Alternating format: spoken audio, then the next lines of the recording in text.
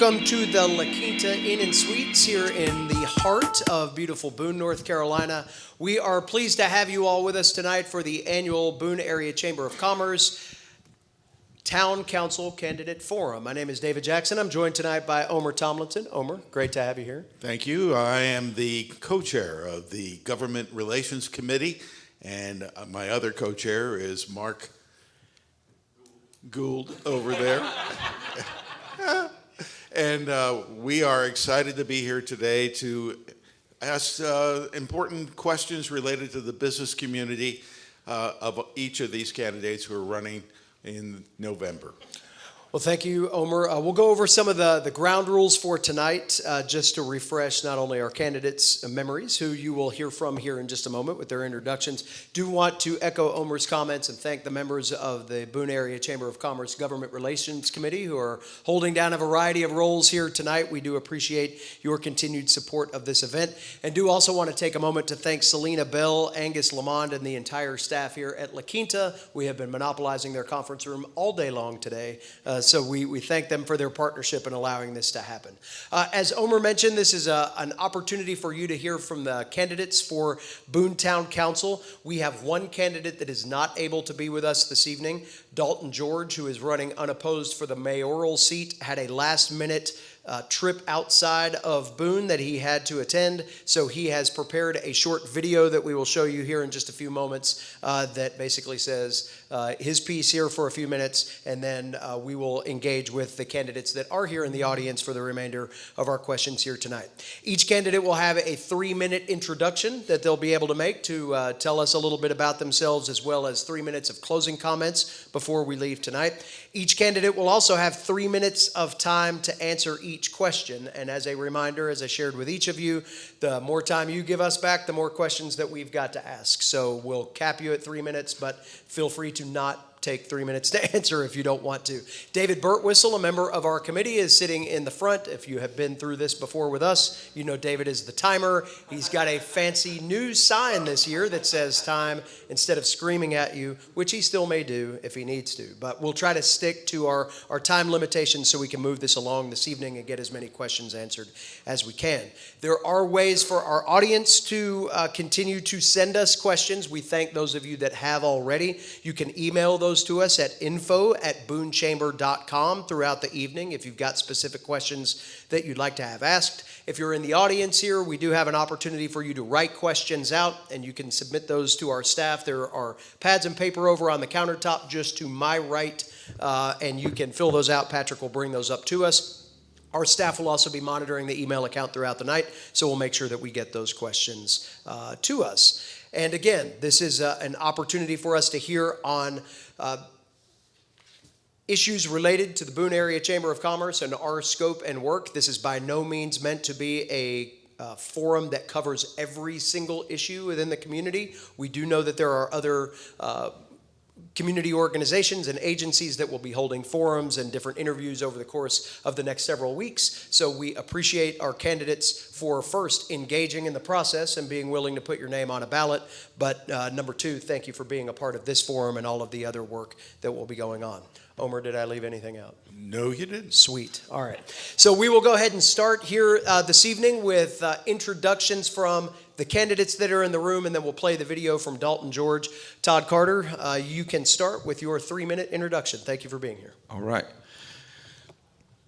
Thanks for having us. I'm Todd Carter. I am currently on town council, finishing up my 4th year of my first term, and it has truly been exciting, educating, challenging to do this work. And I'm super excited to continue to do this work. I have been working in Boone for 14 years, since I moved back here in 2011. I have a lot of passions, housing being one of them. I work in the housing field, and I've been invested in this community the entire time, even though I could not afford to live here for the first 10 years. I lived in Ashe County. And then I was finally able to afford to move here in 2020. And so housing is personal to me as someone who has worked here and runs a local business, a nonprofit business, but a local business nonetheless. And I want to continue to serve, and I want to continue to serve this town. I'm proud to be here. I love being here, and we've got more work to do. Thanks. Thank you, Todd. Morgan Murray, you're next up. All right. How's this work? Just hold it up. It's on. All right, I'm Morgan Murray. I'm running for town council because the rent's too damn high. Each person who pays rent in Boone is paying on average over $300 more per month than they should be. That totaled up is about $72 million a year that should be going into our local economy, but is instead being sucked out of Boone. A significant part of it sucked out of North Carolina. I'm running because in 2006, we came together as a community, discussed the issues facing our town, did workshops and brainstorming sessions, thought through the trends and ramifications, figured out what was best for all the residents of Boone, and created a comprehensive plan. We knew that unless we built high-density student housing within walking distance of campus, that rents would skyrocket beyond what any person who works for a living could afford. We knew that unless we got students, faculty, and staff living within walking distance of campus, our roads would be clogged with traffic. We knew that student demand for housing would spill over into our neighborhoods. So we, the residents of Boone, I think Adrian was there, created a comprehensive plan that would have built high-density, mixed-use student housing within walking distance of campus, with commercial space on the first floor, providing inexpensive space for local working people to create businesses, catering to the thousands of people within walking distance. We agreed to remove hindrances and obstacles that prevented local working people from creating businesses. Boone Town Council adopted the plan, which then became the guiding blueprint by which Town Council was to base their decisions. I was naive. I thought that the comprehensive plan would actually be followed. As we all know, it wasn't. Over the next several years, the comprehensive plan was gradually sabotaged, then destroyed. Since then, the UDO has been modified, not in compliance with the comprehensive plan, but in direct contradiction of pretty much each and every one of its principles. I'm running to make sure that doesn't happen again. Now, as we predicted would happen if a plan was not followed, we have the second highest rents in the state. Now, 80% of our workforce commutes from out of town because they can't afford to live here. Now, the heart of our community, the people who work in Boone, the people who go to school here, the people who should be walking our streets and frequenting our stores, don't. They commute home on roads clogged with traffic, away from stores they can't afford. I'm running to make sure that this time we listen to the residents of Boone and we make the systemic changes necessary to bring the cost of housing down, and that will create businesses that cater to us and that we can afford to go to. Thank you, Morgan. Virginia Roseman is up next. Hi, everyone. I'm Virginia Roseman. I chose to make Boone my home and to raise my children here because of the beauty of the nature, and most of all, because Appalachian State University was part of the community. Wherever there was a university, you have a diverse group of people who are open thinkers and able to see the future. And therefore, I knew I wanted that small town feel for my children to call home with advanced views and thinking. I went to Western Carolina University where I studied child development and family relations. I did get to work in daycares here when I first moved to the area.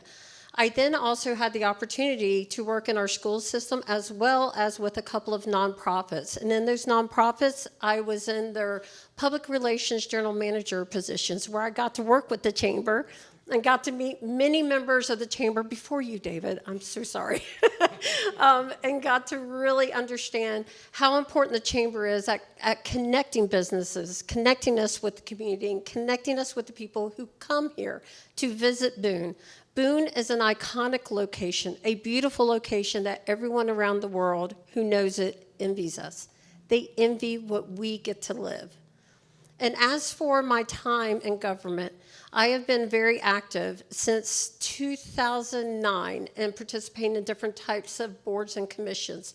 I was on the Boone Board of Adjustments that had to work with the 2030 comprehensive plan. Being there and sitting there, judging these plans that come before you, and seeing the drawings that were placed into these documents where the renderings did not match the vision of the words. that was a negative to where Boone was not going to grow in the best way possible. It was scratched because of the UDO and the comprehensive plan not matching perfectly for the future of Boone. We have tirelessly, for the past 2 years, this council, working on the new UDO, having brainstorm events with different people of different entities of different kinds of aspects to give us input. And I hope what has been created is something that does represent the people. I know everyone who was part of the 2006 went there with heart, went there with everything, but somewhere something got lost. And I don't know where the fault lies. I cannot tell you, but I was on that board of adjustment that had to make choices and had to make votes. And if you would like to ask any questions of me about anything I chose, I'm happy to sit with you and discuss any decisions I could have made under those guiding laws of the UDO and comprehensive plan. Thank you, Virginia. Adrian Tait. Good evening, everyone. Thanks for hosting us tonight and for the Chamber's leadership on issues kind of across our community. So if this is sort of a job interview, I guess I'll kind of start with some of my qualifications tonight. My wife Heidi and I moved to Boone in 2005. I was looking for a change of careers and was looking for an education in sustainability. And of course, App State has a renowned program in renewable energy and building science. And so I earned a master's degree there at ASU and went into the construction industry, really focusing on the design side of things. And so for the past 18 years, I've in one capacity or another designed things in and around Boone. And so as you guys were driving here tonight, many of you probably passed or saw something that I have had a hand in designing. So if you guys have been to the Horn in the West lately and you've seen the new pavilion that they're using for concerts, that is some of my work there. If you've walked down King Street recently and seen the renovation happening across from the Jones House on the Venture Chocolate and Appalachian Threads shop, that's some of my work there. Plenty of houses in lots of neighborhoods around Boone. And so I am bringing those design skills to a position at town council as well, to be able to think creatively, to be able to work with a number of stakeholders to kind of find solutions and get creative about how do we tackle these problems that we're all facing. So we have a son that just graduated Watauga High School and is at UNC Charlotte studying nursing. My wife works at App State, and I currently serve as a project manager for a local construction company, overseeing about $4 million worth of renovations and new construction projects in and around our area. I am a professional cat herder, I guess at this point, is really what that project management position is about.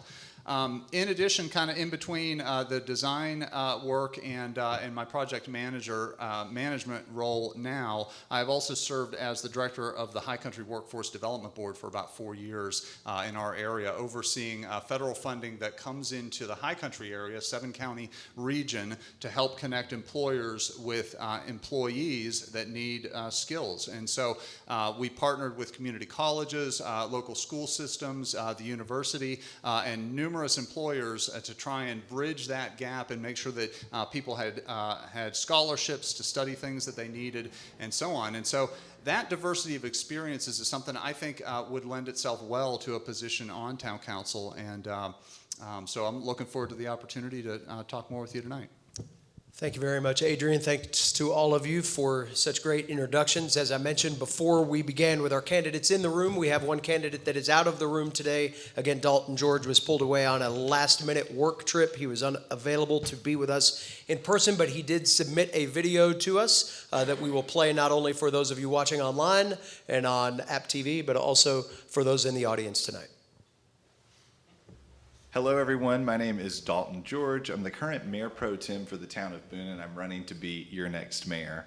I'm so sorry I couldn't be there tonight. The first thing I want to thank is the Chamber of Commerce for hosting this event. I think it's incredibly important that we have conversations like these. Looking forward to hearing what the folks running for town council have to say, and grateful for the opportunity to provide this video in lieu of being able to attend. I unfortunately had a last-minute work kind of conflict come up and had to attend to that. So I apologies and a huge thanks for this platform. You know, one of the biggest questions I hear somebody running for mayor that's currently on town council is why, right? Not only why am I running, but why am I going to give up a seat on town council, which gives me a vote to become mayor? And I think it's a great question. You know, for me, these past 4 years in elected office, I'm really proud of a lot of what I've accomplished. So things like, you know, improving the county and town relationship to, I think, a historic kind of positive kind of place where we're talking about building literal bridges and expanding parks to the benefit of our community. You know, continuing to work with partners in that way, to encouraging accessibility in local government. I mean, you can look to my social media and go across town and talk to local businesses about the town hall series that I've been hosting, where I really just want to talk to people about the town of Boone, the challenges that we have, but also the opportunities, and hear from folks. I think that's new to the town of Boone, kind of breaking out of the speech sound bites into really community oriented government and co-governance, right, which is what I truly believe. You know, things like the social work program in the Boone Police Department, something I'm proud to lead on, an environmental leader with things like Hellbender initiatives that have gotten us some coverage in the Smithsonian Magazine, and then recently established the Howard Street Fund for businesses that are dealing with construction. So these are all things that I've led on, and just a couple of things. And so I could obviously still do those things as somebody on town council, but I also feel like as mayor, I could be a better ambassador for these ideas. I could continue to improve relationships, not just with the county, but with folks in Raleigh, with folks in DC, continuing to tell the wins of Boone, and talk about, you know, what we need as a community. We're still recovering from Helene. There's a number of needs that we have, public works facility, all of these things. We need somebody that's willing to tell that story, to be a storyteller and an ambassador for the town, and I want to step into that role and be the next mayor in that way.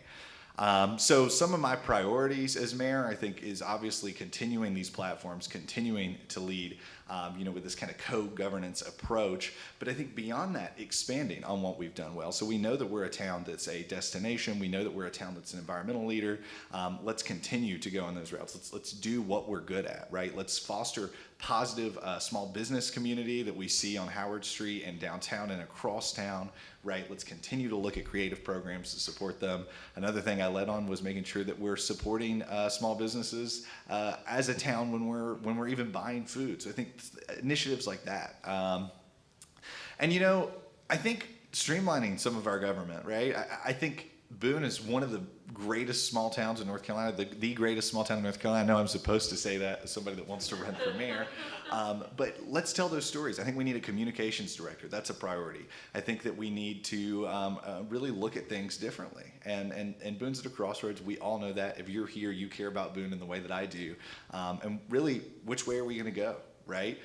We've got unique challenges, but which way are we going to go? And I feel like as mayor, helping to kind of steer that ship would be an honor and something that I would love to do if given the opportunity. So if you have any questions, follow me on my Instagram or look out, reach out, come to a town hall. Would love to talk to you about issues. I'm having more town halls soon, so happy to answer some questions in person. And thank you so much to David and the folks at the Chamber for this opportunity.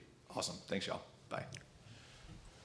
Thank you very much to Dalton George for submitting that. Thanks to the team at Rigid AV for making the magic happen here in the room so everybody could see that, and for all of you to be able to see that online as well. Just one quick reminder before we begin questions. We'll be asking these questions in a round-robin format of each of the candidates. As I mentioned, 3 minutes, the max time for response for any question. These questions mostly came from the Boone Area Chamber of Commerce Government Relations Committee. We did have some questions that have been submitted. A reminder for those of you that would like to submit questions to be considered tonight, you can email info@boonechamber.com, or if you are in the live audience tonight, we've got pads of paper and pens over on the counter to my right, and you can scribble those things down. Just make sure I can read your writing, and we'll get those put into the queue. If there are questions that are similar to some that we've got, we will do some wordsmithing for efficiency's sake. So with all of that said, Omer Tomlinson, the first question, sir, is yours. All right, and we'll start with Mr. Murray this time. The Boone Next Plan, approved earlier this year, cites affordable housing as a central focus. Specifically, Policy 1.6 states that the town will facilitate new affordable housing. So what leadership action would you like to see the town take beyond encouraging private developers to bring plans to the town?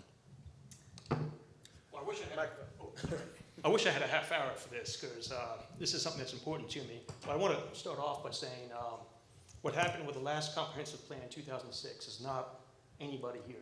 That happened in 2012, 2014, 2019. And I was very excited to see these three people running because I know they value affordable housing. My son is going to school in Vienna. Vienna is the most livable city in the world. Rent in Vienna is half what it is in Boone, North Carolina. That is ridiculous. It's not just public transportation, not just the ability to bike and walk anywhere, but the fact that anywhere in that city of 2 million people, you will never more than 2 blocks from 3 different grocery stores, none of which have parking. The local businesses are thriving because people aren't spending twice their income on rent. They have disposable income. And there's enough commercial spaces on the first floor of every one of those buildings that there are local businesses that go in there, they live in the buildings, they have stores in the buildings, and they're living their lives. What's, the things that we can do in Boone are many. We have a whole toolbox. The idea of affordable housing, okay, I understand that. And that is one tool. But really it comes down to this. As Ben Franklin said, $1 earned, 99 cents saved, joy. $1 earned, $1 spent, misery. And that's what's happening here in Boone. Until we have more bedrooms than people to fill them, the rent is always going to go up. There's always going to be zero incentive for landlords to fix things that have gone wrong in their buildings. There's never going to be an incentive for them to treat their tenants with respect that they deserve. So in order to do this, we need to build as much student housing within walking distance of campus as we can. And the only way to do that is by increasing density. That means moving the parking for the people living downtown, on either side of downtown, building up. And in exchange for letting people build up, what we can do is enforce standards that we don't have usually here in America. When we're traveling through Europe, people are asking me, hey, we watch American movies. We see people punch the wall and the wall breaks. Is that possible? You can't do that in Europe. They would break their hands. So, okay. Mr. Roseman. I think that Mr. Murray was heading on a good tangent that was actually part of the Boone Next. As Todd and I are currently town council members, I was very lucky to be appointed to Miss Loretta Clausen's seat when she stepped down, and then I did win a 4-year seat at the election 4 years ago. Part of in Boone Next, what we're doing, where it's called about the affordable housing facilitate. So part of what we're doing is we're going to work with people to figure out how can we help you build more, that you give more to affordable housing. So as we know, 4 levels, 4 stories is what we would like for our max. But we understand that if you are going to give this percentage to affordable housing, to family-made housing, we can see giving you some lenience to go up. So it's a give and take, which is kind of what you were discussing. And the town council has been working really hard at trying to make all this nuances on paper so that it is known as a fact. When a developer goes up, they know what they can do. They now know that they can come and get a CD, which is where they come straight to the council with a plan, and we work together to make this plan work for our community. Instead of them just throwing something out there going, here, this is what we want, and we're like, oh, that doesn't work for Boone. Boone needs this. So we want to work with these developers. But as I said, I spent, I believe it was almost 6 years on the Board of Adjustment. The number one thing I said when people brought plans forward was, who is this for? Oh, well, these are for the graduates. These are for the ones with the big dollars. I said, what about the people? Will you build more? There will be more. And I would say, no, this is greed. That is what this is. Build for who is here. Build for the people. The last possible thing that you guys might have seen in the newspaper would be a redevelopment at the IRC complex, the Brownfield. That gentleman is doing this knowing that it's going to butt up against the neighborhood. How do I protect that neighborhood? How can I give funds back into the affordable housing? And for affordable housing, I'd just like to note, during our first budget retreat and budget approval, Todd will probably testify to this, I argued and fought, and I did not budge on 1 penny being set aside every year of every tax dollar for affordable housing. And with that, we have already been in the production of making things happen in our community. You got to put your money where your mouth is, and the town of Boone is willing to do that. I helped spear that, and I promise you, I am going to fight for the families and fight for the people here, because Boone is great because of the people that choose to live here. Mr. Tait. So this is definitely a challenging issue, and my specialty for many years has been actually designing small affordable homes. And I think if you look at what has happened in the market in the last few years, you've seen the prices of construction, new construction in particular, continue to rise, right? And I think if you talk with builders around the area, you'll find numbers. Most builders will not quote a number for a house that is lower than about $380 or $400 a square foot. And I think you can see an example of that in the community right now with the townhouses at Brookshire. So if you look at those townhouses, those are offering 2-bedroom units that are about 1,000 square feet. You can get one with a garage or without a garage. And those start at about $400,000. And so when you do the math on that, those are very simple houses. Every single one looks the same, all the same paint job. And I'm not faulting the design at all, because I think those are some of the ways that you start to bring that cost down. But that sort of shows what the reality of building affordable housing is in Boone. It is a real challenge. Our land costs are typically higher. So I think we have to look at a real, it's the term I'm looking for here, just a kind of a all of the above approach to how to kind of crack this nut. So I definitely think increased density is part of that answer. Like Morgan mentioned, I think trying to focus our student housing developments as close to town as possible, as much as we would like to point at a building like the Standard, and certainly I can find faults with the design of the Standard and the shadow it casts on parts of the community. At the same time, that's 500 bedrooms within walking distance to campus as well. So you know, there are benefits when we look at projects like that. And I think as we take learnings from buildings like the Standard and we say, what would we do different next time? We can avoid some of those things that I think we would point to as negatives. And but in addition, I think we start to look at things like ADUs in people's backyards, you know, and the ability to build those almost by right where it's appropriate within our existing neighborhoods and so on.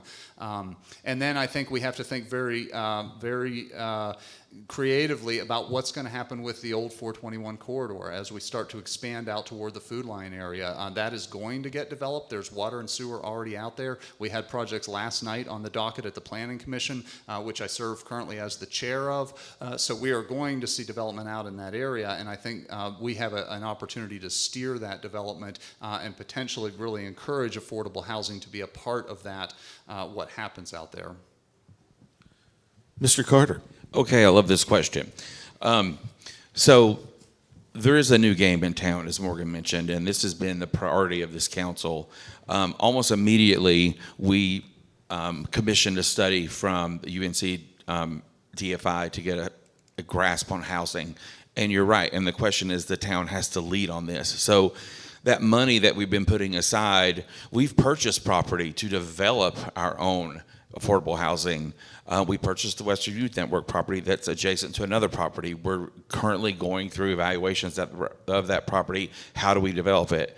We have created an R1S designation neighborhood that allows for smaller lots. We've created flag lots to create more density.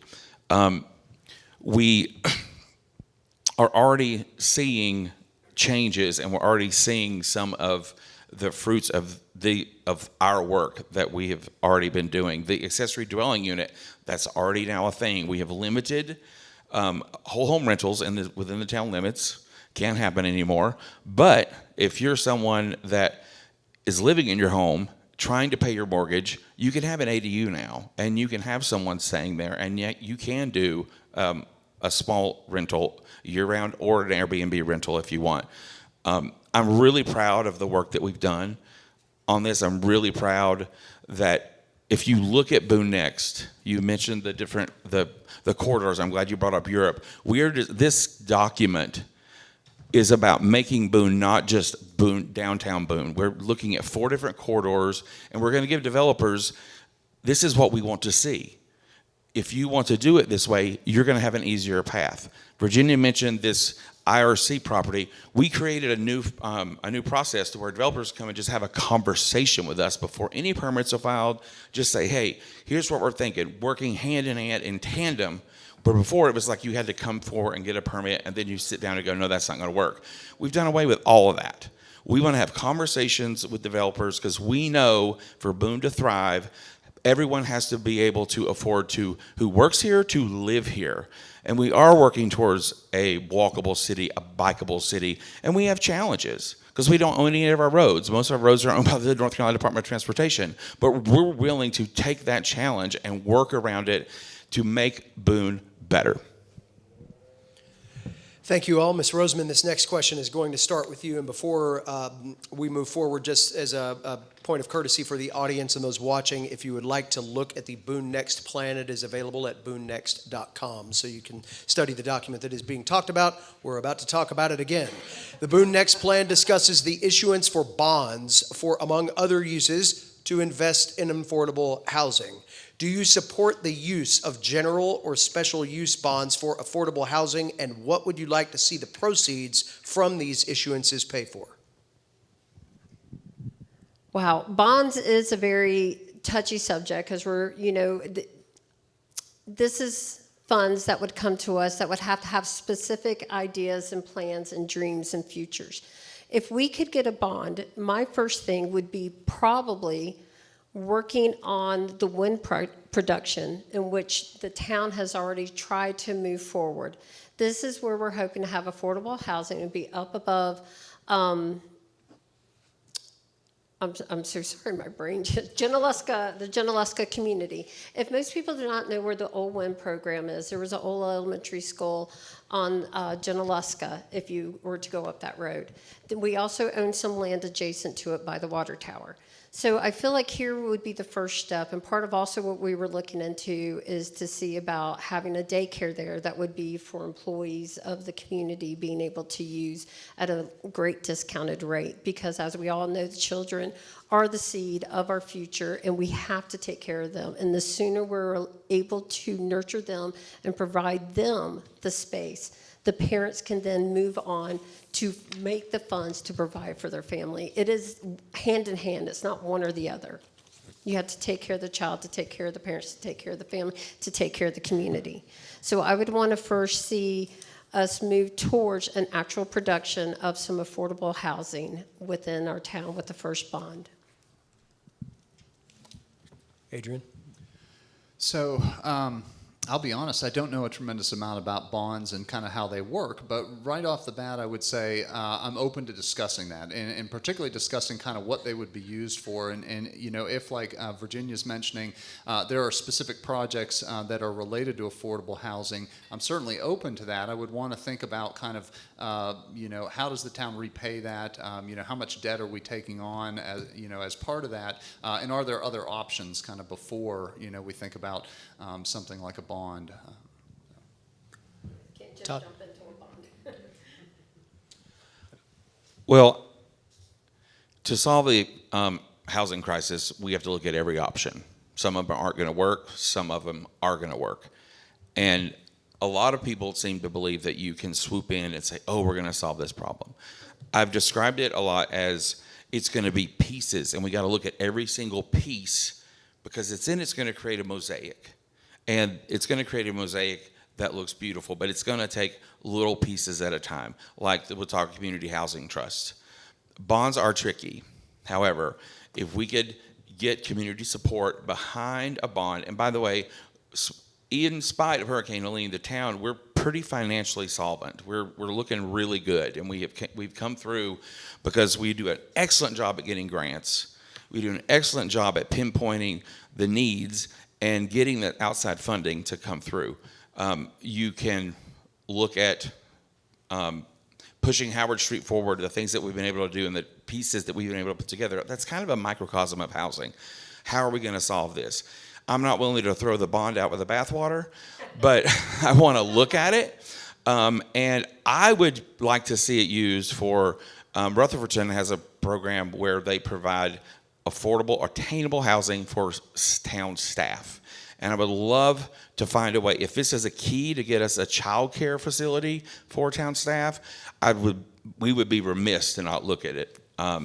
It may work, it may not, but I'm willing to look at it. Morgan? Well, I'm happy to hear all these responses. I'm thrilled. As Todd was saying, am I too close? As Todd was saying, I'm going to go back to Vienna again because I love Vienna. They do exactly what Adrian and Anna and Todd were saying. It's a complete toolkit. And they have a lot of private housing, and they also own their own housing. And what they do with this housing is they have minimum 3-year leases. They're well-built, and people can automatically renew the lease. And they choose when they move out. That gives people ownership of affordable housing, which is a problem that a lot of the affordable housing in the United States has been built crappy. And the problem, it has multiple problems. But building housing here in Boone is an important tool. It brings down the price of housing. It is a counter that people say, hey, well, we have this greed here, we have this greed here. But if they have to compete with housing that is affordably priced and significant quantity, then that's exactly what we need to do. I don't think there's any tool that we should rule out. It's, as Todd was saying, it might take 7 or 8, 9 different ideas. And we keep trying things, and if things don't work, we go to the next one. But it is a crisis.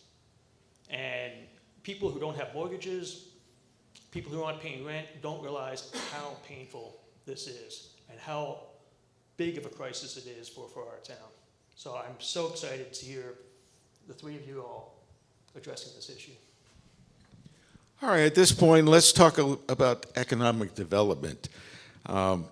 Given that the town does not have a full-time economic development professional, the role's been filled of late by the town manager. Unfortunately, Amy announced in the last town meeting that she's retiring. What are your priorities for filling the town manager position in the near future? And will economic development, the collaboration and capacity building mentioned earlier, continue to be an expectation of this person? Mr. Tait.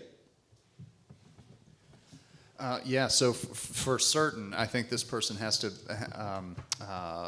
really be dialed in on the collaboration that's necessary, in the community. We have a real challenge here with relationships that have been strained over the course of, long periods of time, right? The county, the university, a lot of big players that have their own agendas and their own goals and so on. And so I think that's one of the key pieces that a town manager brings is the ability to have those conversations behind the scenes and be able to tease out those creative ideas that will work for multiple stakeholders in the town. So, some of the key characteristics, and I'm kind of hearkening back to my days in workforce development here, where we talked a lot about kind of how you interview candidates and what you look for in candidates. And I have to think that candidates who have the skills to really manage a town like ours, right? Both the financial skills, the management skills, the staff and the oversight skills, but also I think for a town like ours that is uniquely situated in an outdoor recreation mecca, let me call it, somebody who really has the creative insights into how do you develop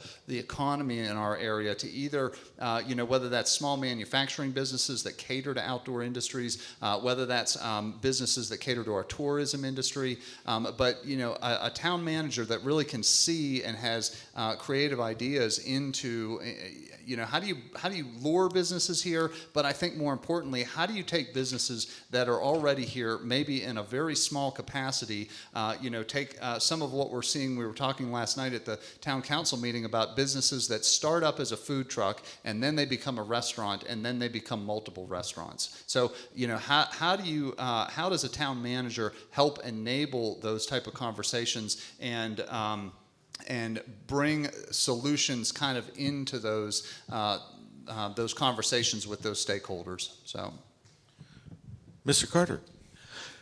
Well, first off, I can't believe I have to do this again by hiring another town manager. It was blindsided with a couple of months of being sworn in. It's like, oh, great, we have to hire a town manager. So learned a lot during that process. I think we were very fortunate to have someone so qualified as Amy that really helped shepherd an all-new council through the process. She had such institutional knowledge in our finances. But yeah, we're going to do it again. And having been through the process, I think, number one, this person has to be visible, has to understand the unique challenges. So I don't want someone that's coming from just flatland who doesn't have the challenges of our topography, who doesn't have the challenges of the university, doesn't have the challenges of a town that only has 66% of its land is taxable. People don't realize that we're 100% of our land, 66% is what we get what we receive taxes on. So there are unique challenges here, and going back to the understanding the housing issue, that's why I've been looking at places like Crest Butte and places in Colorado that might have some of the similar challenges. I want this person to be an advocate for our town, to continue to, we invested in a grant manager that has really paid off. We invested in a sustainability director in George that is really paying off. We need someone who is forward thinking, that keeps our vision, understands this, and Boone Next is willing to commit to this because we've spent a lot of time working on this, and then is able to engage with our lobbyists at the state level and the federal level to push for more economic development and to make sure, and I'm not so sure we won't hire someone. I know Dalton and I've had these conversations about what is the best use of our funding? How do we need to expand our staff? I've got experience in that. When I started at Hospitality House, we had 14 staff members. We now have 48, and we're doing better than ever in finding people housing. We had our best year ever this past year. And investing in your staff and finding the hole and making sure you're filling that hole in the right way so that we are getting the results that we want. Mr. Murray. For the past 10 years, I've been working for the Biltmore Estate. But before that, I worked in a number of towns doing IT. And you could tell just from meeting the town manager the nature of the town. There were ones that were honest, upfront, great people, and so was everybody in the town. And then you had other people who were, well, some were just outright corrupt. And there was the town government, everyone was keeping their heads down, they're living in fear. They felt under the gun, and then the customers of the town, the citizens of the town, felt the same way. So the town manager is extremely important. I think the most important thing is transparency. The incidents that we talked about back in 2012, 2014, I went and talked to people who were on the town council back then. And I was like, what happened? And what they told me was that the information presented to them by the town manager was not reliable. They felt manipulated, they felt used, and they felt like they were forced into decisions that they would not have made if they had the full knowledge.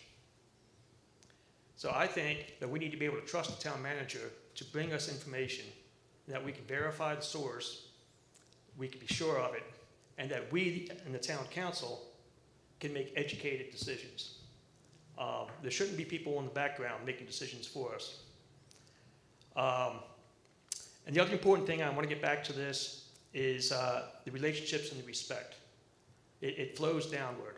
We respect the town council, respects the town manager and the town council respect every single person that works for the town.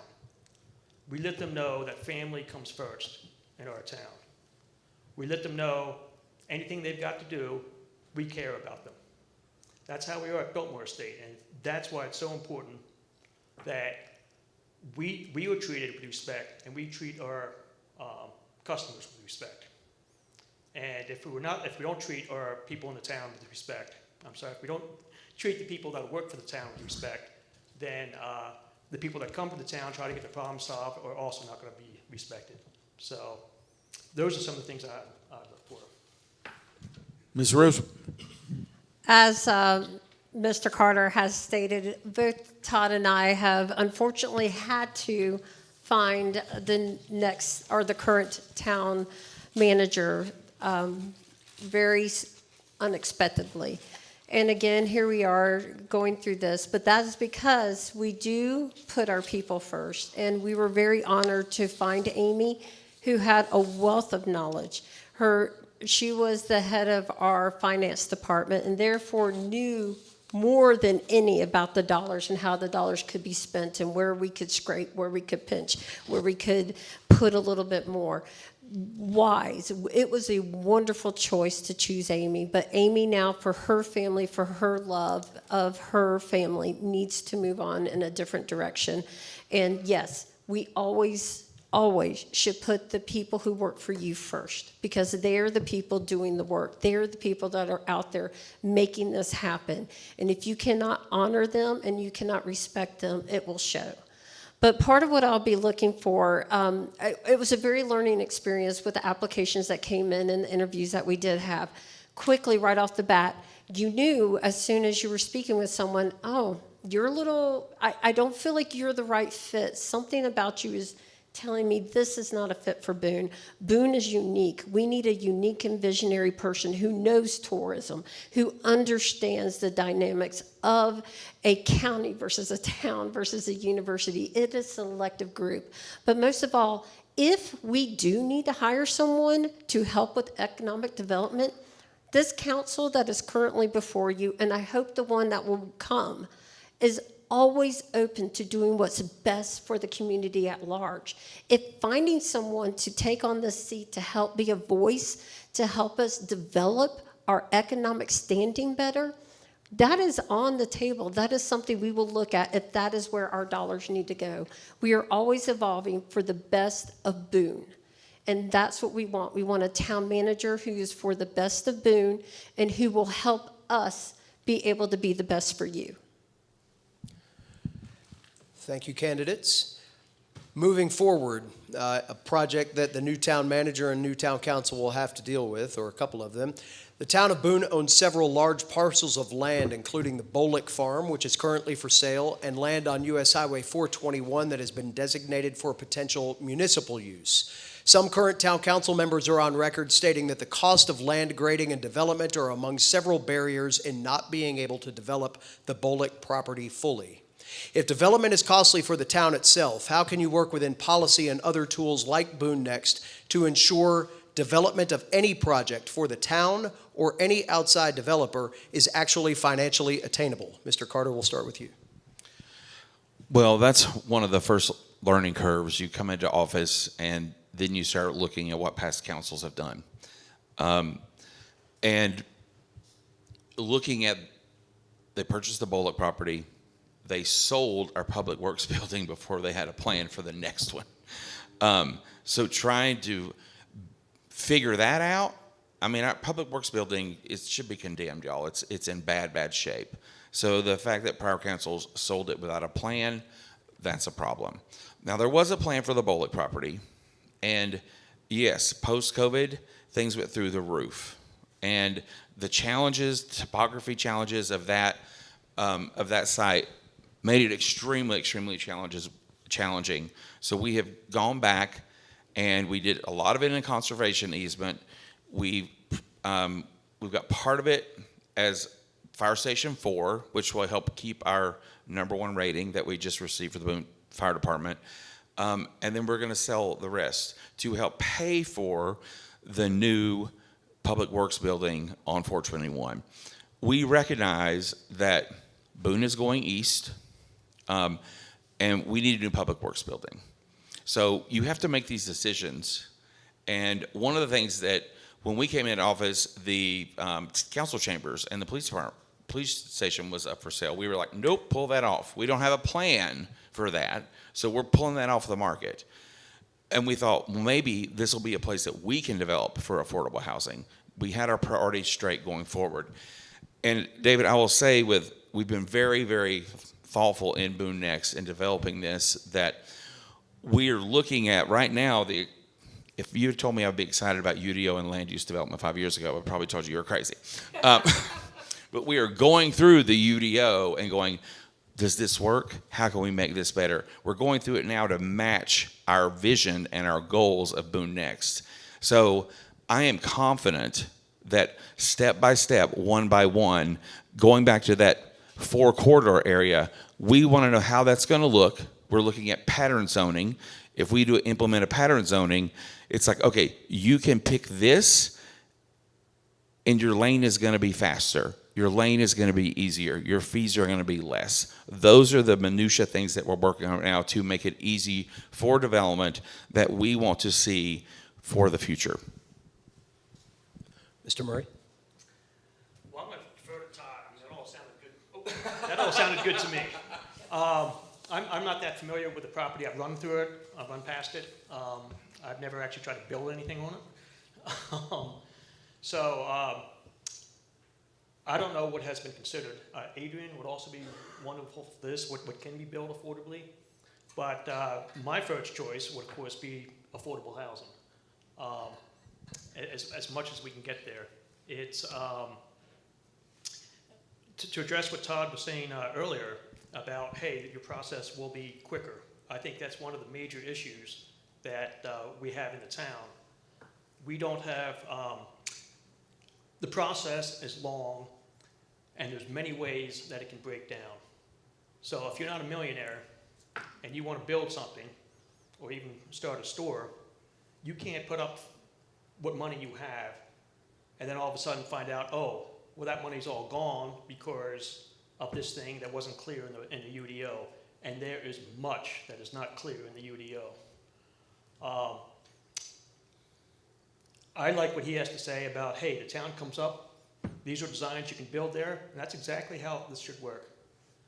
Someone should be able to come in front of the planning department and say, hey, I want to build this.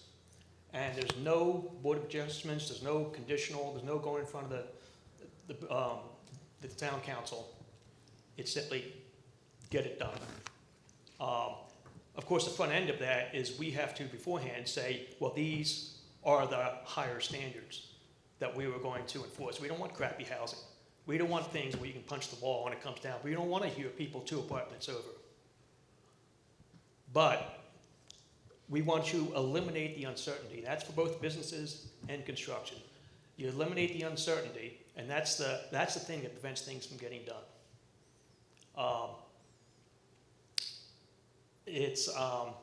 I could talk more about this on business, so maybe we'll come up with businesses over here.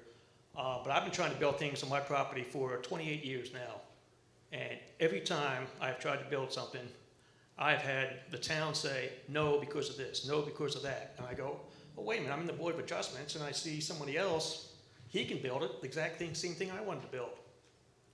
And I think getting back to what Todd was saying earlier, we need to stop being the town that says no and being a town that says, have the conversations, just as Todd said, and say, what, okay, well, I see what you're trying to do. This is how you can do this. This is how you can start your business. This is how you can get this built. That's what we need. So.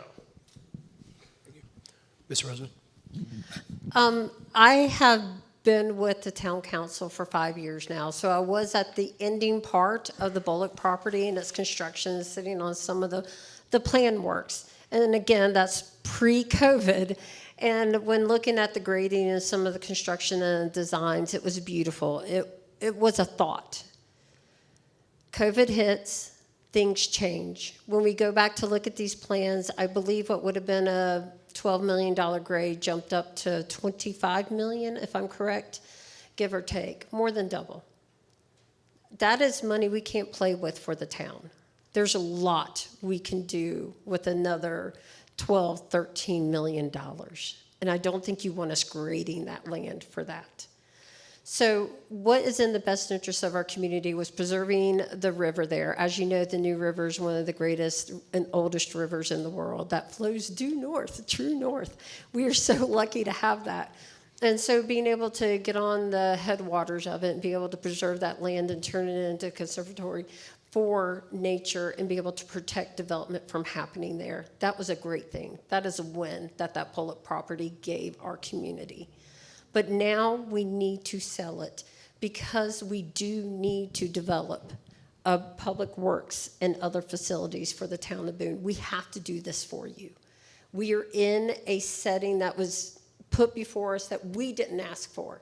We need to move our people into a steady building where they can be safe and be able to continue doing their job and their services for you, the town of Boone. So we have to be good stewards of your funding, of your money, of your property, and we are doing the best we can. We did look at affordable housing at this location. Because of its, as a crow flies, miles from the landfill, it will not qualify for any of the subsidizings that we could have gotten to do affordable housing. But that was our first thought when we scratched the plan for the original Bullock property. So do know we are trying our best to think of the community, and right now, to save the community money, we need to sell that property so we can move our public works. But as for streamlining for others, the one thing we've looked at, and people have come, too many hoops. How many times do I have to pay to do this? How many times do I have to pay to do that? That's why Boone Next was done the way it was, and now we're making sure the UDO matches Boone Next. This is finessing that we are doing in every meeting. Tait is on the Planning Commission, so he can tell you. Todd and I, we sit in meetings after meetings after meetings to make sure they are married with each other. So that way, when you see a development, you want to go this way, you know what's expected, but then we give you the courtesy, help us make affordable housing. Mr. Tait? So I'll start by saying, man, I'm agreeing with the thoughts that I'm hearing tonight, so I just love this. But I'm just going to trouble you to refresh me on the question. Yeah, the question was, if development is costly for the town itself, how can you work within policy and other tools like Boone Next to ensure development of any project for the town or any outside developer is actually financially attainable? So certainly I'll echo what's been said here tonight in terms of really aligning our regulations within the UDO with what we want to get that is laid out in the Boone Next plan. Everything kind of starts with design, and I think we have taken an approach, and really you've seen a shift in the way that the town approaches conversations with developers really in the last couple of years, I think, in a positive direction to be a much more collaborative way of approaching these developments so that we're able to allow flexibility in what is being built and how it's being built to be able to take into account the challenges that we see in our topography, right? Where on a site it makes sense to put a building or to put the infrastructure or to put the access into that site. And so I think that all has to come down to those conversations. And one of the things that's been a real positive development is this idea that developers can come very early on in the process and simply have a conversation about what their concept looks like for that site and get feedback early before they have invested a lot of money in civil engineering, in survey work, in other things that in the past would have been necessary to even get through the permitting process to get on the docket for council and have those projects looked at. So I think that type of collaborative approach with developers is really necessary and is going to help to alleviate some of those cost burdens up front. Mr. Carter? Oh, you answered this. I'm sorry. It was great. It was great. All right, we'll start with Mr. Murray with this. I came here in 1991, and I remember the first heavy rainstorm that we had. I was shocked to see the swimming pool in the Boone Mall parking lot. Stormwater management has been an important topic for decades, and the Boone Next plan addresses the issue and goal 5.1, a sustainable and resilient watershed. The question is, would you support a stormwater tax district to make improvements to mitigate against future flooding in the Blowing Rock Road area? So there was absolutely zero surprise when the Boone Mall flooded. Everybody knew it flooded. They knew that if they built a mall there with pavement, with an impermeable pavement, that it was going to flood. And, well, it's there. I guess my first question is this a tax directed towards the people who own properties in this area? And if so, then I believe it's appropriate. If people know that they're building in a flood zone, then yes, I would support a tax or whatever is necessary.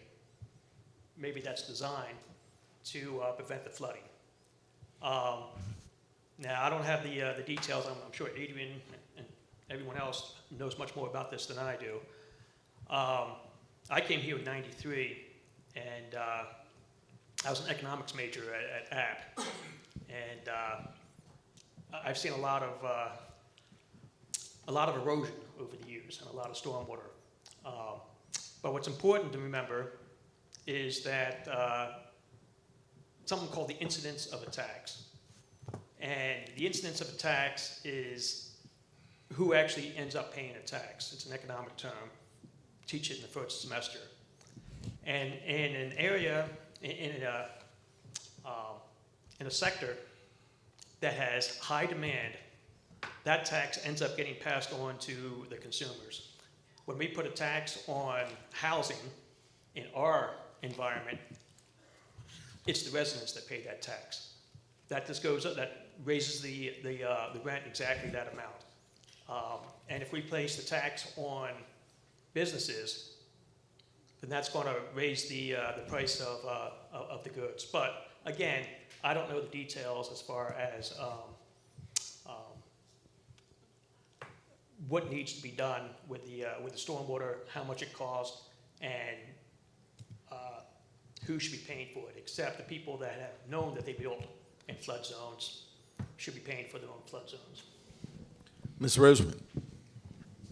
So as Boone is growing, we are about to hit a part within our water system, which is going to make us an MS3, which means we have to step up because of our population and our use of and runoff of stormwater. So when this comes, we are going to have to be upgrading a lot of our water lines in order to take off more runoff. Part of the next plan, we have different ways of looking at redeveloping roads so that waters can run under and get back under into a water, I forgot the terminology for it, but it's to where it would run directly into the right directions, but it would take it off the roads a little quicker and sooner into a different type of system. So that is in the Boone Next plan. As for taxation for redevelopment of the waterways, personally, we are currently looking at, this has been thrown around, an MSD district for the Blowing Rock. That would be for improvement, and right now, I personally said I would like to see more improvement done to the waterways with those dollars for all those businesses that are butting up against it. So that way we could have a greenway and a walkable path and make this river more accessible and a beautiful part of our community. Not something we drive past and we go, oh, that's just an eyesore. It is. It's an eyesore. Don't even think it isn't. When you're at Boone Mall, that's not beautiful. We live in an utopia of a community that others envy, and we are here and we need to protect it. So I would love to see some of our dollars go that way. But another way in which we'll be looking at that is for the storm runoff on the streets, which are impervious, and how to get them to the right water flows correctly. But also sidewalks and lighting. As you know, we want a walkable community. Those sidewalks right there on 321 are not the best. And also I've seen people in wheelchairs, electrical wheelchairs, have trouble navigating them. That we are not doing right by our people. So we need to do right. If we tax this district, we need to make sure that we are preserving the water as well as we're protecting the people and we're protecting the pedestrians that are along Blowing Rock Road as well. Mr. Tait. So for those of you following along at home with your Boone Next plan, if you want to actually find the graphic of the Boone Mall property and look at conceptually kind of what's been sketched out for that property, you'll see there's massive stormwater, effectively kind of wetlands, right, and stormwater ponds that are kind of part of that conceptual design. To your question, I'm not sure about the tax piece of it, right? I'd have to kind of know what the details and who's kind of, what and that sort of thing. But what I do think is that we have to start at the source of where that stormwater is coming from, right? And I'll go back to 2009 when I was part of developing one of Boone's first environmentally friendly neighborhoods, a little neighborhood in the Junaluska area called Weekapaug Grove. And as part of our conditional zoning permit, we voluntarily offered that we were going to capture 100% of the stormwater that came off that site. So all the pavement, all the roofs, so every house had their own basically rain garden, right, to capture the roof water and so on. That then became a standard across the town that if you built a new home in Boone, you were required to capture your stormwater. Now, new commercial buildings are also required to capture that. So for our new construction, I feel like handling that pretty responsibly. But the problem is the existing buildings, right? We've been talking about the mall tonight. That was built before any kind of stormwater standards were put in place. And so there are, I think, ways that we might look at how do we incentivize landowners and property owners that are in those problem areas to begin to put in some solutions, right? You could easily give up a third of the mall parking lot, if not more, to create some stormwater catch basins and so on. That would be a beautiful area, kind of like the Clausen-Burnley Park area is, that captures so much of that rainwater along the Greenway.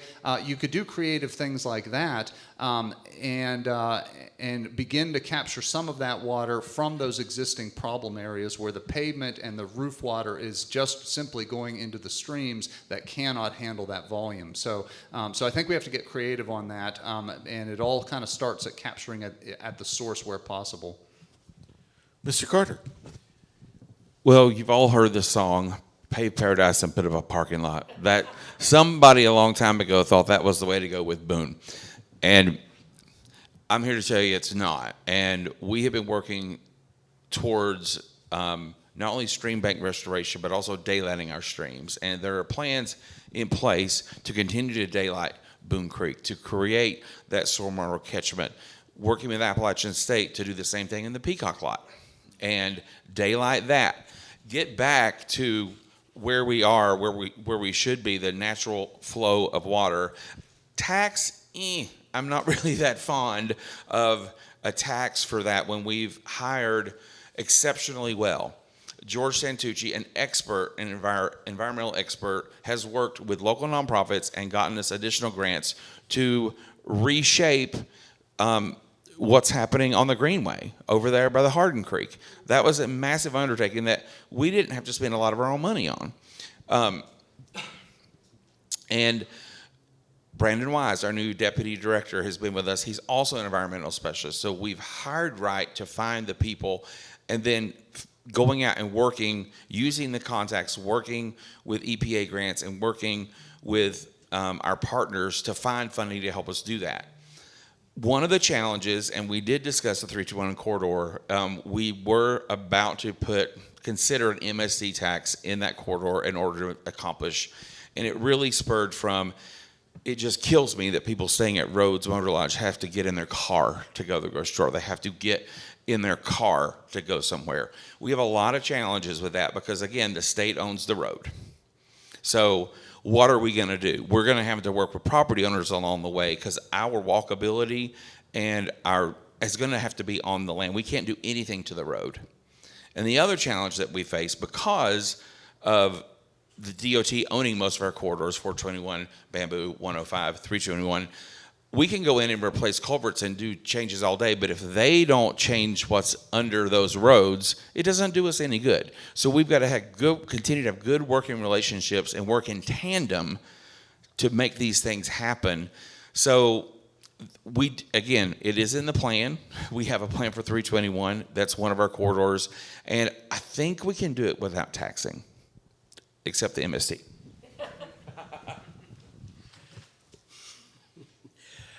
All right, so you set this up well, Mr. Carter. If you pave Paradise and put up a parking lot, you have to be able to drive to it. Like all municipalities across the state, the town of Boone regularly submits projects to be considered and scored for inclusion in the State Transportation Improvement Plan. What strategy changes would you propose to result in greater success in gaining approved state transportation funding for town projects to help reduce growing gridlock in the town? Ms. Roseman, we start with you on this one. Oh, did you start the last one? You started the last one, right? Oh, I'm so sorry. I am so sorry. I do apologize. Well, part of one thing that did come before us recently that was being scored is the state did ask if we wanted the Daniel Boone Parkway. When we were looking at the plans, and I'm going to tell you exactly how I voted and why I voted. I did not want those funds going to the Daniel Boone Parkway because the only thing my voice did was put a highway in the air across Walmart and drop it over by 105. I can't promise these people's land. I don't know if it's going to connect. Why would I spend billions of people's dollars for a road that I currently do not know if it's going to connect all the way over to 421 by the Bamboo area and be the metropolis of a highway at one point in time someone thought to skirt around Boone? That to me was not wise, because here I'm telling you, all those people who own all that land, who have all that farm, we're going to take that because Boone needs it. Boone wants it. That is just wrong, in my opinion.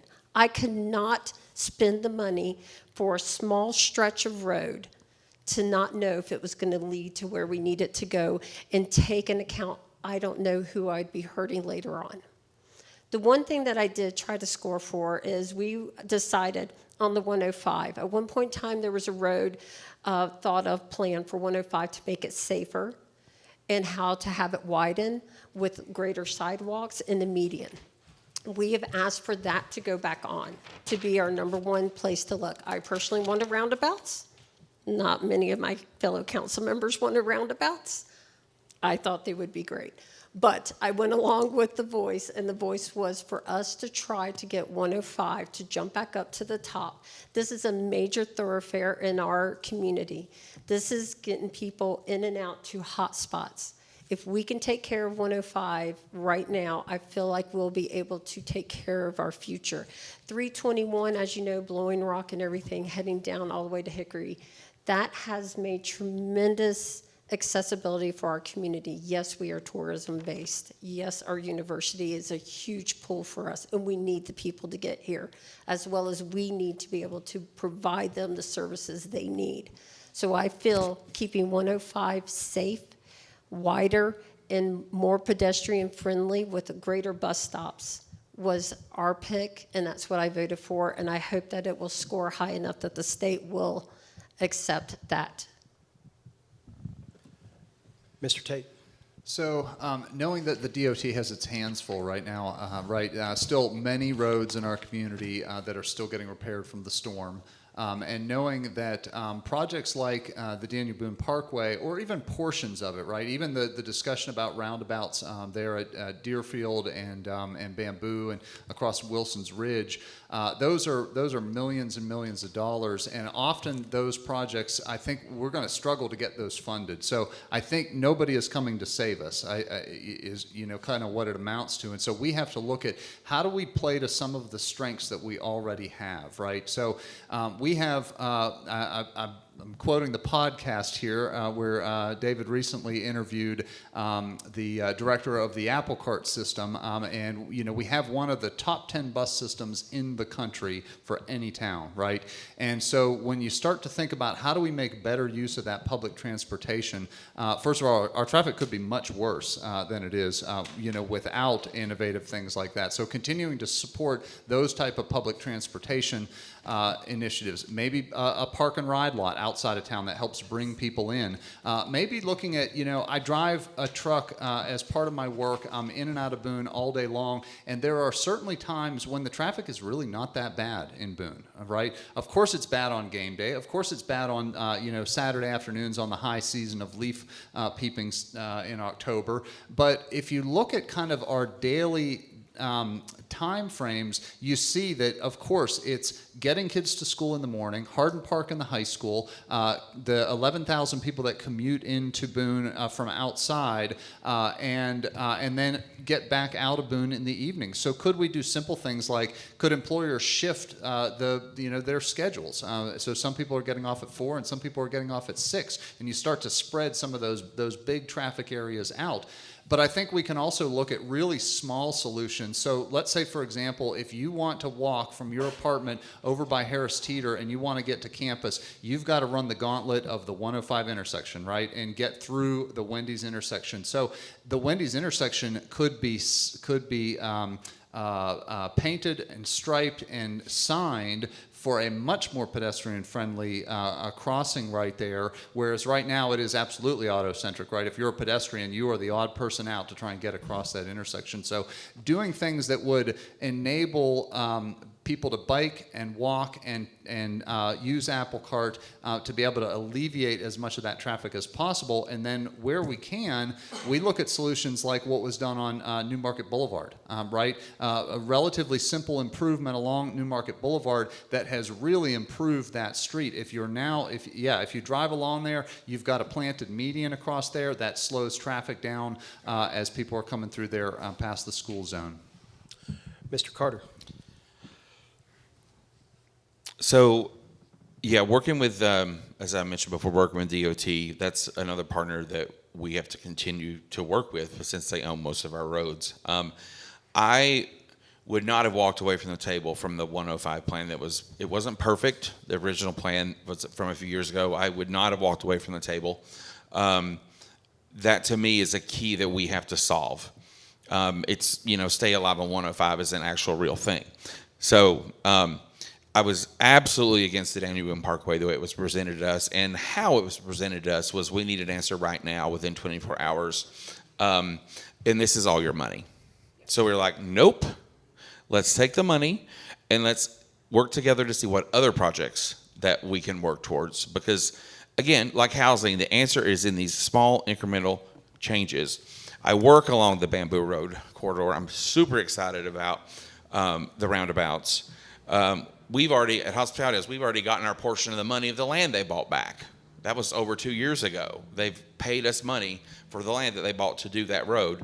Will we ever see it? I don't know, but I love the ambition of that project. I really, really hope it can come forward and move forward. I'm also on the Apple Cart board, and we had a good meeting yesterday, David. The double-decker is exciting, and it's carrying more people. We want to look to purchase more of those. I mean, we had a great ridership on game day. The amount of people people want to ride that. We're doing a marketing campaign with the bus. People are going to be able to, Beach Mountain's going to shoot a video to promote what to do in the high country, and one of those is going to be ride the bus when you come to the high country, because we have this really cool double-decker bus, the only one in North Carolina. Part of our plan for the Public Works building is a park and ride parking lot out in East Boone. So having those discussions, we're not only with the town, with our Apple Cart board to see what's it going to take to make that happen. We know we've just approved more housing on Old 421. So we're going to have to improve our bus routes and really lean into the fact that we have one of the best bus systems in the Southeast. I mean, it is amazing. And promote that, like riding the bus is fun. Riding the bus can be a solution. And I've also, Chapel Hill had some success working with DOT to get them to paint those lines on Franklin Street. And it was the first time that's happened where they've actually said, okay, yes, you can encroach on the lines. Yes, we're going to work together to make this happen. So I have hope that we can continue our work with the DOT to get some of those improvements made along the corridors that we don't own. Mr. Murray.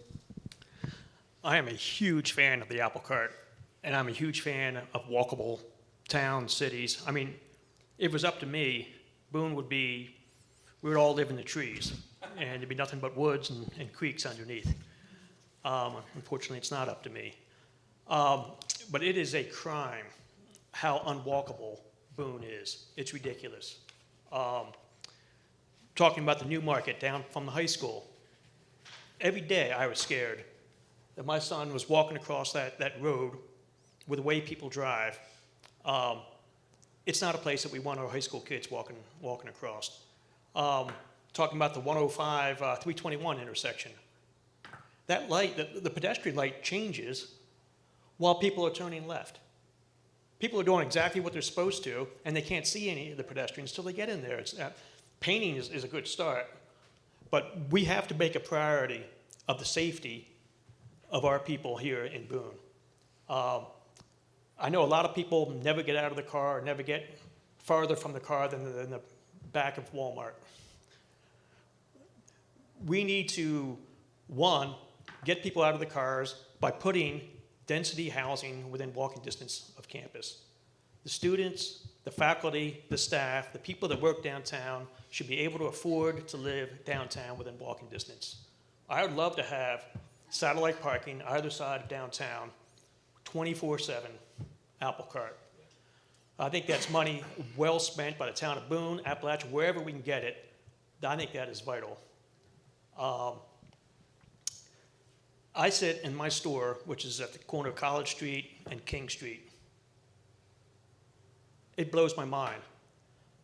Almost every time the light changes, two or three cars run the red light.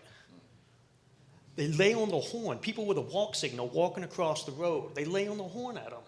It is incredible to me that we allow this on King Street, which is 20 miles per hour, at the entrance to the college. So we need to do a much better job of enforcing the traffic regulations. And we need to have walk signals that make sense. I've seen the woman that works in my store, Lily, she's a student, she's in a wheelchair. I've seen her wait 5 minutes for that light to change to go to campus. That's ridiculous. That's how you get people running across the road to try to get to class in time. We need to make sure every traffic light, and I know we don't own these roads, but we have phones and we can call the Department of Transportation and say, you know what, we really need you to make these walkable. We need you to change the walk signal every 30 seconds like it does in walkable places. And we need the town of Boone police officers to start enforcing red lights. Well, we've talked about people getting here, driving, but when they get here, what do you do with them next? There have been numerous meetings, both the town council and the DBDA, related to parking availability, upkeep, and access in downtown Boone. So who is ultimately responsible for leading the conversation around changes to parking policy, in your opinion? Town staff, town council, or the DBDA? And we'll start with Mr. Tait. So we were just talking about parking last night. This is very much an ongoing conversation and has been for years, I think. And, we're landlocked, right? There's limits to what we can do with our existing parking downtown. And I think, I applaud the efforts that council has taken lately to try and look at smaller, more specific solutions, particularly, lately around game day. And I think the town council, ultimately that's the downtown area. So council has to really lead those conversations. But I think the county is a part of those conversations. Clearly they, have built the first parking deck really in downtown. App State has, I know plans, really for what's going to happen there along River Street as well. All of that could be done in a way that we really work together to kind of design that, whatever those parking solutions look like, in a way that serves all of the needs of both residents and downtown businesses and tourists, game day traffic, and so on. I don't know specifically kind of what that looks like in terms of, is a parking deck the right thing, or is, kind of additional parking in different places. We've mentioned park and ride tonight, but I do know that all of those stakeholders have to find a way to work together to figure out how do we find solutions that will meet all of the needs across the board. Mr. Carter. Well, being naive as I was when I joined council, my first thing was let's talk to App State and make sure that freshmen can't have cars. I didn't have a car my freshman year. They were like, nope, non-starter. So that in a college town like Chapel Hill, it was like, okay, also have a free bus system. Why can't this work? We've got to work together collaboratively, and I will say that we've had we worked with the county to get the parking garage done there, and we're continuing to work to develop ways. A lot of people still don't know that that's free to park on the weekends, unless it's a game day. So you can park there anytime after 5 o'clock, all throughout the week, and getting the word out about that was a good collaborative partnership. I would love to see us work with some of the landowners to say, hey, can we work together? Yes, you own this lot on Howard Street and Burrell Street, and it's just gravel. What if we come together and we built a low-impact parking garage like the county did across from that? Why can't that be a solution? Why can't that be the conversations? Big fan of Park and Ride. We've discussed Park and Ride on the west part of King Street, and DOT had other plans. So again, we got to continue these conversations, and we got to take the wins where we can, just like in housing. There's not going to be a magic wand that's going to come and go, poof, parking is perfect and boom. We have to look at these small solutions, and we have to say, is this going to work? Can this help ease some of the burden? And really push projects like the Cross Boone connector on Bamboo, where it's multimodal traffic, and again, hurricane did us no favors, but if we can actually push that project through to get across Boone on a bike without risking your life on Bamboo, that's a solution to parking. Mr. Murray. Yes, definitely a conversation between the Appalachian State, between the county, between the town. And I'm going to go off on the DBDA here because it's a personal thing that has really annoyed me.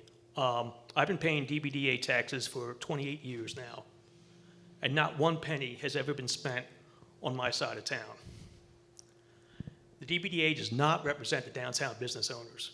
It does not represent the downtown property owners, and it doesn't represent the people who live downtown. 28 years ago, that's what I was told. The DBDA was going to represent the interest of all three groups. It doesn't represent any of the groups. And the reason for that is because they self-select their own board members. A couple are appointed by the town, but year after year, they select their own people. You can't have a board like that. If they are going to represent the downtown community, then the downtown community needs to vote on it. Because the DBDA has been doing their own thing for way too long. And we're talking about parking. They put forward a parking change this summer. All the parking spaces down my end of the street are all now employee only. And almost always they are empty. And they didn't have the basic respect to call me up, send me a text, send me an email, any of the property owners down my side of the street. None of us knew about it. It was just imposed on us. And of course, the people who can get the employee parking, that's all gone in June or July or whenever it's done. If we're hiring students in the fall, we don't know who they are in July. So I know I'm going off a little bit from the parking issues, but I agree with what Todd just says here. There is a lot of opportunity for building parking downtown, and we need to have a conversation, and a conversation that represents everybody, especially the property owners downtown, not just 3 or 4 property owners downtown. Ms. Roseman. First, I'd like to apologize about the parking right there and for the workers only. But part of that is the town was part of it as well, not just DBDA. So I would love to speak with you and make sure that we're hearing your voice as well. And I do apologize for if you felt like you weren't seen or heard. So I'm sorry. So I am. So we are always trying to think of new ways to help with our parking issue. And as you know, we have very little downtown, and some of our employees are not people that live downtown. I live downtown. I am one of those downtown residents. I look at Earth Fair, I look at their dock where they bring in their goods. That's my view out of my window. You know, I chose it, but I live in a beautiful house and I'm downtown. But parking is a problem. Every time I've ever ran for office, I've always said I wanted satellite parking in the four corners, bus the people in. I have always wanted that. It is slowly catching on. It is slowly picking up interest. And I really feel like some of these people who have these little parking lots, I don't think they know what kind of a diamond in the rough they're sitting on for income sources for them. So I'm sorry for them not realizing parking is an issue, and you could turn that into something. But parking has to be, it's maintained by the town and the town area. So unfortunately, the town probably has the largest voice, but the businesses have to be heard. And I am so sorry if a business didn't feel heard. And I'm saying this to you directly because you just said that and you feel that. And so therefore I have to say I'm sorry that that is how you feel. But we really did what we thought was in the best interest of making sure that employees had spots. And what it is a business can rent a spot and their employees would trade in and out for the spot. So, and there's really no good answer right now. We need parking, and we need a more walkable, bikeable community. Our bus system is one of the top. It is the top in North Carolina, believe it or not. The best public transit system in the state of North Carolina is right outside that door right now running. You should be proud of what we do, and the reason why it's successful, ASU, Watauga County, and the town of Boone have collaborated, put their money together, and have worked together. This was a joint effort. I remember riding that bus with my kids and dropping coins into the little drop, and my kids would watch the door open and the money fall through. That's how old I am. But we are trying, but it's going to take all of us coming together. 3 cheers for Apple Cart. Speaking of, and you teed this up well, Ms. Roseman, thank you. Watauga County was established in 1849, Appalachian State University in 1899. The town of Boone was incorporated in 1872. They've been working together for a while. Helene brought these 3 entities together like we have not seen in some time. How will you work as a town council member to ensure a fair, collaborative, and symbiotic relationship between these 3 entities? Mr. Carter, we start with you. I will say that it's gotten a lot better. And in my 4 years, it has gotten a lot better, and we have a lot more open dialogue together. Our town and gowns are actually conversations. We have open dialogue between our different departments that they can call and talk about things and talk about plans and what's moving forward. Dalton mentioned in the video that we're literally building bridges with the county to connect Brookshire Park with that conservation easement at the Bullock property, create more recreation space. That is a joint effort. And the parking garage too, like we worked to make sure that the design elements are there, but that it's going to be good for all of us. And there are more opportunities in the future for us to work together. I'm very optimistic because particularly the last 2 years, it's the dialogue has been much more not just open but also honest. And a lot of times in the past, people went in with an agenda instead of just having honest conversation. Sometimes you like it, sometimes you don't. But the doors are more open than they have been.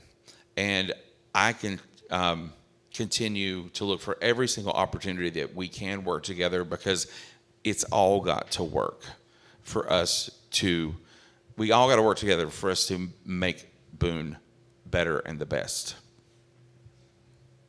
Virginia, we'll go ahead and skip to you, and we'll give Mr. Murray a chance to get back in when he gets back. The one thing that this council has realized that certain one of us actually relate better with other people, and part of working together, we are 5 unique people with a mayor all unique personalities, but we came as a council together and realized we all had the same priorities.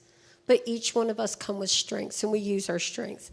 Certain people are better at talking with the ASU because they attended school there. They might have a family member that works there, so they understand that dynamics better. Certain people have lived in the county, understand county dynamics better, have family in the county and communities. We are using our strengths to make connections. You use what you have. And part of what I want is I want to see that I have always believed in the middle ground. And in order to get to the middle ground, everyone has to give something. You have to see where is the center. What do we all want to get to together? All right? Where are you willing to give to come to the middle? It's all about compromise. It's all about conversation. It's all about knowing your people and knowing the conversations.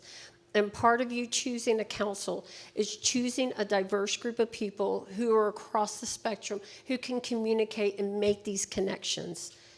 We will be your conduit to make sure that the connection of the town of Boone, ASU, and Watauga County is as solid as it can be.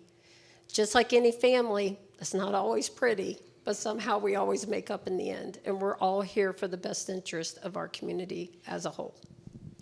Thank you. Mr. Murray, we'll come back to you. Again, the question was, as a town council member, how will you work to ensure a fair, collaborative, and symbiotic relationship between the town, the county, and campus? Well, I went to App State back in the 90s. I've lived in the county. I've lived here in the downtown area off and on for the past 30 years. There is what used to be annoyance has turned into way worse than that over the years. And there is some real acrimony going around that we need to do something about. A lot of the local people, of course, they're frustrated. They can't afford to live in Boone. There's no stores for them in Boone. Everything is, as far as they can tell, oriented towards the very rich tourist. You know, they have to put up with tourists on the roads. And they grew up here. They feel like they've lost their town. And I feel them. Appalachian State, it is ridiculous how much disdain and disrespect I hear about students. I can't even believe it. Every time it comes up, I don't know, I get uptight. The kids here that are going to Appalachian State are some of the nicest, most decent, respectful people you will find anywhere in the world. They are incredible. And they are our youth. Here's my son. They are the people that grew up, most of them, in Western Carolina, in small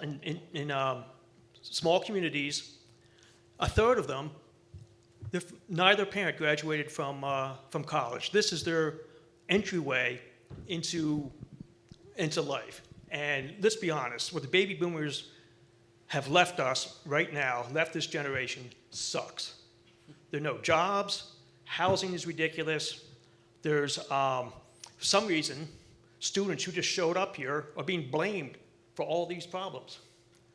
I think we need to do is start respecting each other, start treating each other with love. I'm a Quaker. Most important verse in the Bible, love our neighbor as ourselves. That is the whole of the law. So I know we live in really bad times as far as people being angry at each other, people being mad at each other, people blaming each other. But the strength of Boone is always that we have been a community. We might have a little awkwardness, but we need to step up when somebody says something disrespectful and say, no, I'm not going to listen to that. When somebody blames somebody for something that they have nothing to do with. Mr. Tait. So I'll just speak personally on this one. I'm not coming at this with any baggage, right? I don't really have a animosity toward the university or toward the county in any way. So I think I would enter any of those conversations really with a sense of integrity and working to build trust during those conversations and look for mutual solutions that are kind of win-wins, I guess I'll say. And I think they're out there. I think if you look at the long-term plans for either App State or for the town, I think there's plenty of overlap there where we can find ways to work together, whatever those issues might be. I'm optimistic as I hear Dr. Norris's, some of her plans and some of her initial thoughts about, the next few years at the university and so on. And, I'm bolstered to hear Todd and Virginia's comments about, some of the recent conversations and the improvements, in those efforts and meetings and so on. So. All right, we're going to talk a little bit about child care. Across our community, we've seen private employers, a local municipality, generous donors step forward to support the child care industry here, both in early childhood development as well as after-school care. What is the town's role in supporting those that provide care for children of our local workforce? Mr. Murray. Well, I love Virginia's idea earlier about the using the bonds. We, among many other things, Appalachian State University is a fountain of talent and ability, skills, and we have, I believe, the largest education college in the state. And we have, I know, many majors of child care. My son's mother is also a teacher in town, and we have experienced the disappointment of what North Carolina education system has become. I think that we as a town, whether it's our responsibility or not, we need to step up for our children. We are accountable for the children in our lives. And we can talk about, well, App State should be doing something, North Carolina should be doing something, but if we see a need, we need to fill that need. I'm not sure what specific projects we could do, but I would definitely be open and willing to do anything that supports our children. And I want to do a shout out to Wildwood School that Blue graduated from, but that's the private school. Sorry, it's the, what is it? Homeschool. Here we go.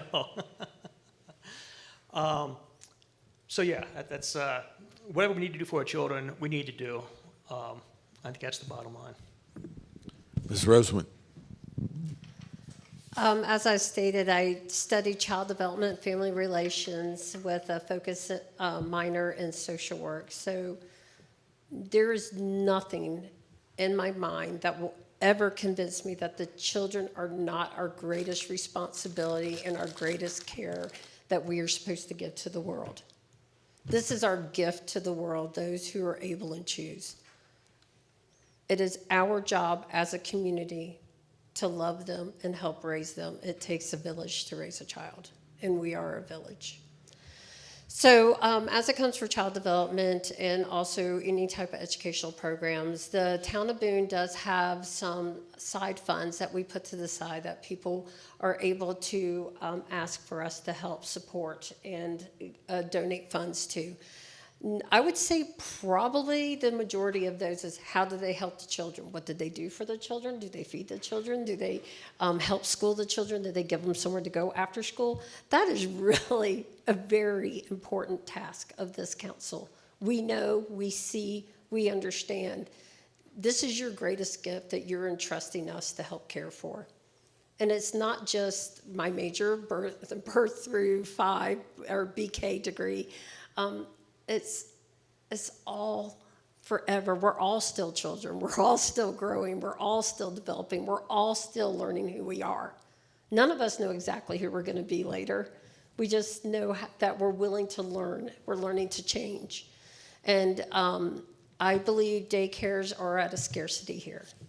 We need more. And I do think that should we are able to get this complex going with affordable housing and hopefully a local daycare within it that can help take some of the burden off of our parents so that way they can earn the dollars and we can help educate their children for the next future generations of leaders. Mr. Tait?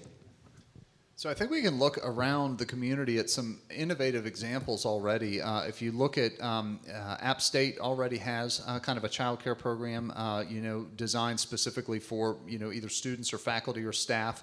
And you look at Blowing Rock really taking steps recently to look specifically at how do they provide child care services for their own town staff, right? Knowing that that's a huge burden on people cost-wise and one of their primary responsibilities every day, right? What are you going to do with your kids when you go off to work?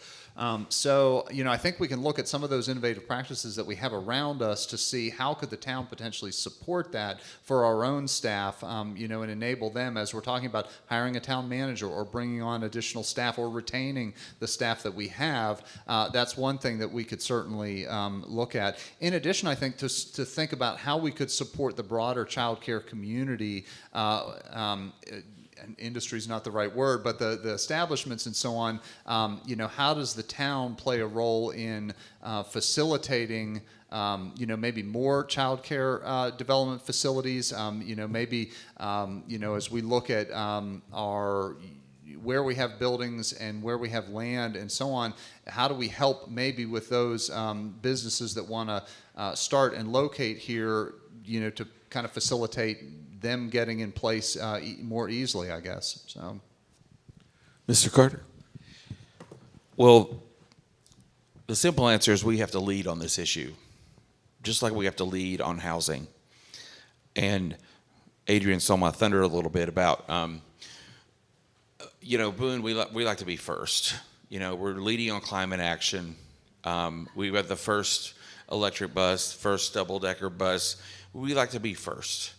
Blowing Rock beat us to the punch, but I think it starts there. You start with your staff. One of the things that we did early on, for the first 2 budget cycles in a row, we gave our staff across the board raises because I was aghast at what our staff was being paid, and the fact that they had not had raises in so long.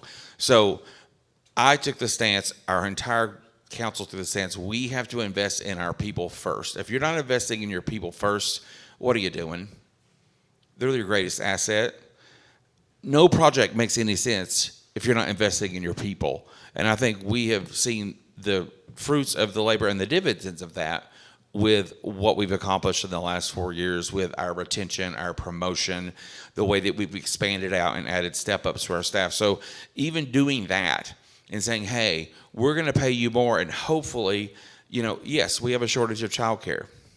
But again, to Adrian's point, we have one of the best examples in the state with the CDC, the Child Care Development Center that App State runs. The resources are here for us to learn from and to do, and we must lead on this issue because it goes hand in hand with housing. It goes hand in hand with employment and retention and recruitment for our community. All right, thank you all. You've made it through a gauntlet of questions. As we promised, we will give you your 3 minutes of closing statement to conclude this evening. Ms. Roseman, we will start with you for your 3 minutes. Thank you so much, David and Omar, for letting us be here and take these questions to be able to allow the people of our community to know more about us. This is only the tip of the iceberg of what we can do and who we are and what we can represent for our community. What I've heard from the 4 people before you, 3 seats are open. I only hear a win, win, win, win all the way across. So how you're going to vote, it sounds like you're going to have people that can collaborate, work together for the best interest of our community. So I'm very thankful for tonight getting to hear each person's perspective and where we can possibly take Boone. I have been able to serve Boone in one capacity or another since 2009 and on the town council since the winter of 2021, the beginning of that year when Loretta Clausen stepped down. This has been one of my greatest honors, and I do tell you this is an honor to be able to serve the town of Boone. It is not easy. When we are there and we are making these choices, we are making these votes, we are making these deliberations, we are making these possibilities and the thoughts of Boone next, it is done with true heart, true thought, and true. I always say, what do I want for my children's future? Every time I think of something, because I want to think of your future and those that are after you's future. Not today, not tomorrow. I want the future. I want the far view. I want Boone to be as great as it can be for generations to come. I chose to come here to raise my children, and I am thankful for this community and all that it has given me, all that it's given my family, and that you have allowed me to represent you in one fashion or another since 2009 across 6 different board committees for the town, as well as serving for you for town council. I would be honored if you allow me to continue. We have got so much progress going. I would love to see us get to the finish line on some of these and maybe see what the next step is going to be. I would love to have your vote, and I would be honored to represent you continuing into the future. Thank you. I think for many of us, we get to a point in our lives where you want to look at ways you can give back. And for the last 11 years, I have served as a volunteer scout leader in our area, serving as Cub Scout Master for 2 of the Cub Scout packs here in Boone, and for the last few years as the Scout Master for one of the local troops, helping guide youth and take them on camping trips and all that kind of fun stuff.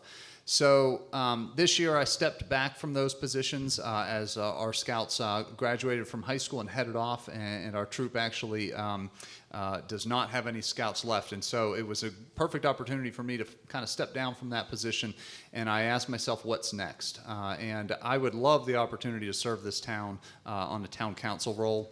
Like Virginia, I don't think you can go wrong here from what I've heard tonight for any of this 4. I think any of us would be excited to work together, on some of these issues, which I think we've only just scratched the surface on the discussions of tonight. So I would appreciate your vote and appreciate the opportunity to serve the town. And thank you very much for the chance to speak tonight. Okay. I'm running for re-election because I'm not done. I'm so excited about what we're doing here. I'm super proud of this. I'm super proud of where we're going. Like I said earlier, UDO, land use mapping, never thought that would get my juices flowing, but it does. And we're just getting started. And what I'm so proud of is that we've not been a council that goes, we don't want that, we don't want that, we don't want that. We've been a council that said, this is what we want. This is our vision going forward. This is where we're headed. Come on and join us. We have one of the most successful community meetings according to our institute that helped us do the strategic plan. They said, we've never seen for this size of town this many people come and be involved. That shows the investment in this community. I have been leading in this community, even when I didn't live here. I was a co-founder of the Watauga Back to School Festival. I got a non-discrimination ordinance passed, started the Human Relations Commission, started Boone Pride. Dalton and I led together to start a social work program in our police department because that's what makes a community better. Worked hand in hand with the police chief on fixing and expanding our community policing model, like repainting the police cars so they weren't so ominous and scary instead of like they're welcoming. You don't want to scare people. And I've been in the business of getting people housed for 14 years. And I run a small business I help run a small business. We had 14 staff members when I started in 2011. We have 48 now. We've strategically increased our staff. Our staff live here, pay taxes here. We have payroll. We have all the things. I know what it's like to run a business, to employ people, and I want those people to continue to be able to live in our town as they grow in their leadership abilities. I'm not done. I want your vote. I'm excited. I want to keep doing this because I love this town, and yeah, let's keep it going. I am so happy to hear everything I've heard tonight that I had a little speech written that I'm not even going to read. But I will say this. I came to Boone as a student. I worked minimum wage jobs till I was 30. I've lived all over the town of Boone. I've been homeless. I've lived in a car for a winter here at Boone while going to school, while working. I own property in downtown Boone. I got a business in downtown Boone. And what I'm loving here tonight is what everyone, all three of them have said, is that we are going to listen to the people in Boone, not just the people from generational wealth living up on the hill, but the 20,000 students that are here, the faculty, the staff, the people that work and want to live here in Boone. Because we feel like we haven't been heard. And I'm happy to have conversations with y'all and to communicate these issues. But that's why I try to get on the DBDA, and that's why I'm running for town council, because we need our voices heard. We don't need people saying they don't matter. Well, we do matter. Students matter, local people matter, everyone in this town matters. So I'm running for Boone, but I'm no longer scared of who's going to win, because I feel like hopefully we're in good hands.